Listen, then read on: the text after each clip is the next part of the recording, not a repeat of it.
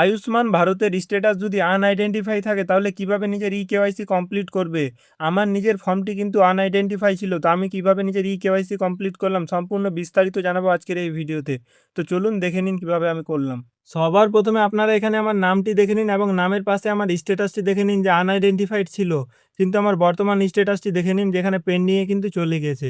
তো আমি কিভাবে কমপ্লিট করলাম সেই সম্পর্কে বিস্তারিত জানাবো আজকের এই ভিডিওতে। আপনার স্ট্যাটাসও যদি আমার মতো আনআইডেন্টিফাই ছিল বা বর্তমানে আছে, তাহলে সবার প্রথমে আপনাকে জানতে হবে যে আপনার ফর্মটি আইডেন্টিফাই কী কারণে হয়নি।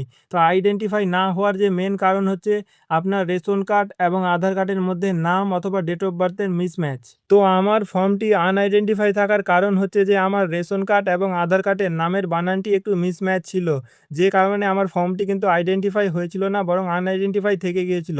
তো আমি এটার কেওয়াইসি যেভাবে কমপ্লিট করলাম, আনআইডেন্টিফাইড সকল বেনিফিশিয়ারিকে নিজের কেওয়াইসি কমপ্লিট করার জন্য আপনাদের নিকটবর্তী যেসব আশাকর্মী রয়েছে, যাদের কাছ থেকে আপনারা আয়ুষ্মান কার্ডের ফর্মটি পেয়েছিলেন, আপনাদেরকে তাদের সাথে যোগাযোগ করতে হবে। সরকার কিন্তু তাদেরকে একটি অপারেটর আইডি দিয়েছে। তারা যখন নিজের সেই অপারেটর আইডি দিয়ে লগ ইন করবে এই পোর্টালে, তখন তারা কিন্তু আনআইডেন্টিফাইড সকল বেনিফিশিয়ারিদের কেওয়াইসি কমপ্লিট করে দিতে পারবেন।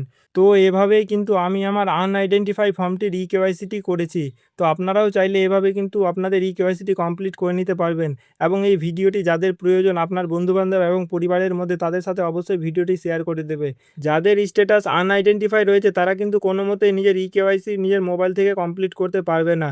তো আজকের এই ইনফরমেশন ভিডিওটি যদি ভালো লেগে থাকে তো ভিডিওটিতে একটি লাইক দিয়ে চ্যানেলটিকে সাবস্ক্রাইব করে দেবে এবং আমাদের হোয়াটসঅ্যাপ চ্যানেলটি অবশ্যই জয়েন করে নেবে যে কোনো লেটেস্ট আপডেট পেতে।